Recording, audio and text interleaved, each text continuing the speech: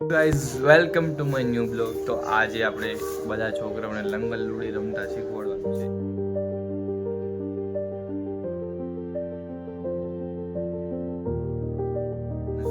કોઈને લંગલ લૂડીમાં બહુ ઓછી ખબર પડે, બરાબર છે. તો આપણે એને લંગલ લૂડી રમતા શીખવાડવી, કેમ કે અત્યારના છોકરા મોસ્ટ ઓફલી બધા ફોન જ જોતા હોય, એટલે એને બધા ખ્યાલ ન હોય કે કઈ રીતના રમવાનું. આપણે બતાવી શીખવાડવી એને કઈ રીતના લંગલ લૂડી રમે.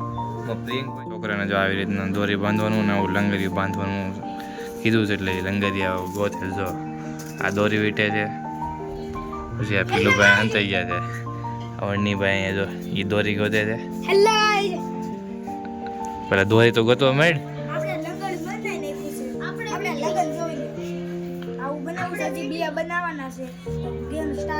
ગેમની સ્ટાર્ટ થાય છે, બરાબર છે.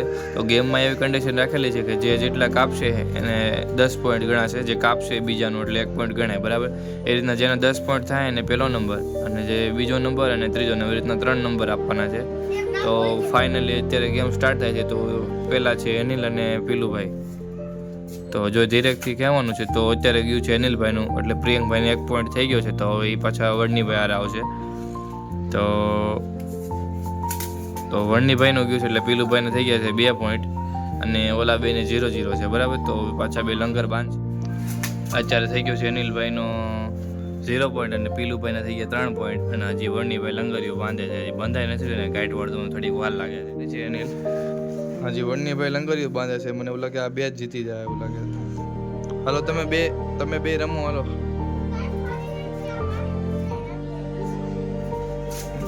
તો અત્યારે પાછું અનિલભાઈનું આવી ગયું છે ને ફાઇનલી પીલુભાઈને થઈ ગયા છે 4 પોઈન્ટ. ગરી બંધાઈ ગયું છે ને પાછું એનું કપાઈ ગયું છે. તો પીલુભાઈને થઈ ગયા છે ઓલરેડી 5 પોઈન્ટ છે. પીલુભાઈ લગાવે છે, બરાબર. અને ફાઇનલી હવે પીલુભાઈનું કપાઈ ગયું છે, અને અનિલભાઈને થઈ ગયા છે. અનિલભાઈનું કપાઈ ગયું છે, પીલુભાઈને 7 પોઈન્ટ થઈ ગયા છે. આ 6 પોઈન્ટ થઈ ગયા છે, સોરી. એ બીજો દોરો લે કે એ દોરો ગાઈડ એવું કહે છે. એમાં એવું કાંઈ ન હોય, બધાને હરખા જ દોરા હોય, બરાબર છે. એ તો બધા ઘૂસવાણામાંથી ને દોરા કાઢે છે. વણનીભાઈ ને પીલુભાઈ લે છે. તો ફાઇનલી વણનીભાઈનું કપાઈ ગયું છે, થઈ ગયા છે પીલુભાઈને કેટલા 7 પોઈન્ટ થઈ ગયા છે. થઈ ગયા છે 2 પોઈન્ટ. બુટી ભાઈનું કપાઈ ગયું છે પીલુભાઈનું. તો અત્યારે લંગરિયું બાંધે છે. આ ભાઈ એમ ઘૂસવાણામાં દોરો કાઢ્યો છે, આ ભાઈ ઘૂસવાણામાં દોરો આપેલો છે મેં, અને આ ભાઈ ઘૂસવાણામાં, ત્રણેય ભાઈઓએ ઘૂસવાણામાંથી દોરો કાઢ્યો છે. ભાઈ અને વણનીભાઈ. અનિલભાઈનું કપાઈ ગયું છે, અને વણનીભાઈને થઈ ગયું છે ખાતુંનું ઓપનિંગ. 1 પોઈન્ટ થઈ ગયો છે, અને હવે લે પીલુભાઈને 3 પોઈન્ટ. હાલો, વણનીભાઈનું કપાઈ ગયું છે, પીલુભાઈને થઈ ગયા 8 પોઈન્ટ. હવે 2 પોઈન્ટ પછી જીતી જાય પીલુભાઈ લગાવે છે અત્યારે. તો અત્યારે કાપી નાખ્યું પીલુભાઈનું, ને અનિલભાઈને થઈ ગયા 3 પોઈન્ટ, ને પીલુભાઈને છે આપણે 8. હવે એકા બીજા આ ટીમમાં ચડાવવાનો ફટાફટ.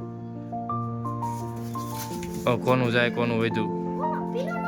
પીલુભાઈનું કપાઈ ગયું છે, સોરી અનિલભાઈને થઈ ગયા છે 4 પોઈન્ટ. 1 પોઈન્ટ થઈ ગયો છે એને કપાણું.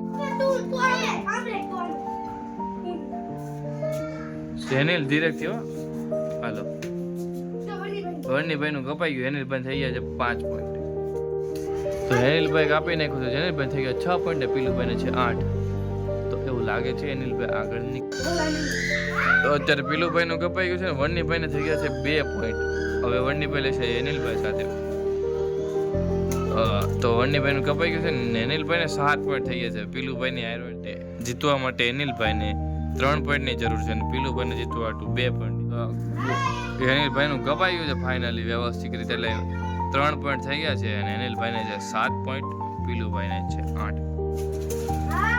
પીલુભાઈનું કપાઈ ગયું છે, વણનીભાઈને 4 પોઈન્ટ થઈ ગયા છે.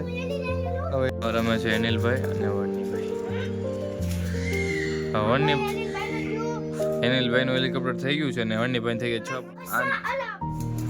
તો અત્યારે પીલુભાઈનું કપાઈ ગયું છે, અનિલને અને 5 પોઈન્ટ થઈ ગયા છે. વણનીભાઈનું ગયું છે ને અનિલભાઈને થઈ ગયા છે 8, અને પીલુભાઈને પણ 8 છે.